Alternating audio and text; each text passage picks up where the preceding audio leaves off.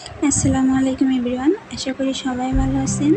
আজকে আমি আপনাদেরকে ভিন্ন স্বাদে ডিম আনারসের কোরমা রেসিপি করে দেখাবো। আশা করি আজকের ভিডিও আপনাদের কাছে খুবই ভালো লাগবে। যেহেতু এখন আনারসের সিজন, আমার ভিডিওটি ফলো করে একদিন বাসায় ভেবে ডিম আনারসের কোরমা রান্না করে খেয়ে দেখবেন। বাসার সবাই খুবই পছন্দ করবে। এরকম ডিম আনারসের কোরমা যদি সামনে থাকে, এক প্লেট ভাত কিন্তু এক নিমেষেই খেয়ে নেওয়া যাবে। তাহলে চলুন আর বেশি কথা না বাড়িয়ে আপনাদেরকে রেসিপিটি করে দেখাই খুবই সহজে। প্রথমে চুলায় একটি প্যান বসিয়ে দিয়েছি, এরপরে 2 টেবিল চামচ মতো তেল দিয়ে দিচ্ছি।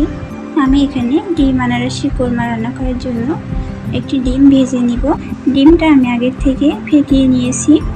ডিমের ভিতরে সামান্য লবণ আর একটু পেঁয়াজ দিয়েছি। ডিমটা খুব ভালোভাবে ভেজে নিতে হবে।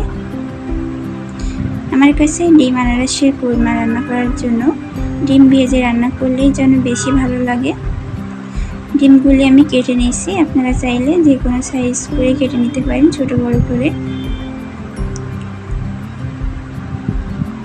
ডিমগুলি আমি উঠিয়ে নিচ্ছি। একই প্যানে আমি আনারসের কোরমা রান্না করে নিব। আনারসের কোরমা রান্না করার জন্য খুব বেশি তেল দিলে কিন্তু হবে না, যেহেতু আমি এখানে নারকেলের দুধ দিব। সামান্য একটু তেল দিয়েছি। তেলটা গরম হয়ে গিয়েছে, এরপরে আনারসগুলি দিয়ে দিচ্ছি। আমি এখানে মিডিয়াম সাইজের একটি আনারসের অর্ধেকটা নিয়েছি, আপনারা চাইলে কম বেশি করে নিতে পারেন। আনারসগুলি ভালোভাবে ভেজে নিতে হবে। স্বাদ মতো লবণ দিয়ে দিচ্ছি। 1 টেবিল চামচ হলুদের গুঁড়া। হলুদের গুঁড়া দেওয়ার পরে একটু ভালোভাবে উল্টে পাল্টে ভেজে নিতে হবে।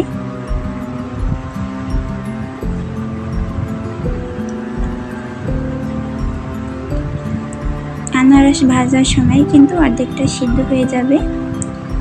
দেখুন আমি আনারসগুলি কিন্তু খুব ভালোভাবে ভেজে নিচ্ছি। ফ্লেভারের জন্য 1 টুকরা দারচিনি দিয়ে দিচ্ছি। এরপরে দিয়ে দিচ্ছি 2 টেবিল চামচ পেঁয়াজ বাটা, 1.5 টেবিল চামচ রসুন বাটা। আপনারা বাটা মশলাটাই দেওয়ার চেষ্টা করবেন। যে কোনো কোরমা বাটা মশলা দিলে কিন্তু খেতে বেশি ভালো লাগে, এর জন্য আপনারা বাটা মশলাটাই দেওয়ার চেষ্টা করবেন। ফ্লেভারের জন্য 2টা কাঁচামরিচ দিয়ে দিচ্ছি। কাঁচামরিচ আস্ত দিয়েছি, এখানে কিন্তু চিড়ে দেয়নি। দেখুন আনারসগুলি কিন্তু খুব ভালোভাবে কষিয়ে নিয়েছি আমি। দেখলেই বুঝতে পারছেন আনারস কিন্তু সিদ্ধ হয়ে গিয়েছে। এরপরে 1 কাপ নারকেলের দুধ দিয়ে দিচ্ছি আর 1 কাপ পানি। দেখুন কোরমা কিন্তু বলক উঠে গিয়েছে। ভালোভাবে একটু নেড়ে চেড়ে মিশিয়ে দিচ্ছি। এখানে ঢাকনা দিয়ে ঢেকে দেওয়ার কোনো দরকার নাই, তাহলে তেল মশলাটা ঢাকনায় লেগে যেতে পারে। 1 টেবিল চামচ ধনিয়ার গুঁড়া আর 1 টেবিল চামচ জিরা বাটা। জিরা বেটে দিয়েছি আমি, আর সঙ্গে 2টা এলাচও দিয়েছিলাম। দিয়ে দিচ্ছি 2 টেবিল চামচ চিনি। যেহেতু আনারস টক, তার জন্য চিনি অবশ্যই দিতে হবে।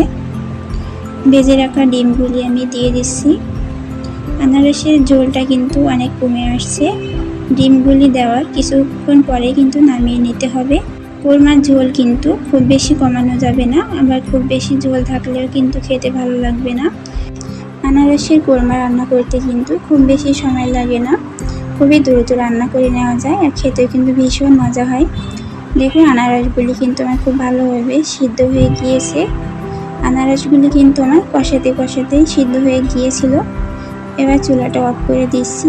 দেখুন রান্নাটা কিন্তু আমার হয়ে গিয়েছে। আমি আপনাদেরকে সার্ভ করে দেখাচ্ছি। দেখুন আনারসের কোরমা কতটা সুন্দর হয়েছে, দেখলেই বুঝতে পারছেন কতটা লোভনীয়। আশা করি আজকের ভিডিওটি আপনাদের কাছে খুবই ভালো লেগেছে এবং সহজে মনে হয়েছে। ভিডিওটি ভালো লাগলে অবশ্যই সাবস্ক্রাইব করতে ভুলবেন না, আর একদিন বাসায় অবশ্যই এভাবে রান্না করে খেয়ে দেখবেন।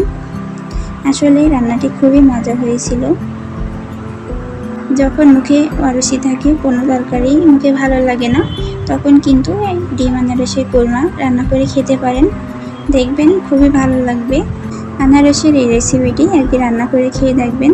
যদি খেতে ভালো না লাগে সেই সময় আমাকে কমেন্টে বলবেন যে আপু কী রেসিপি দিচ্ছেন, খেতে ভালো লাগে না।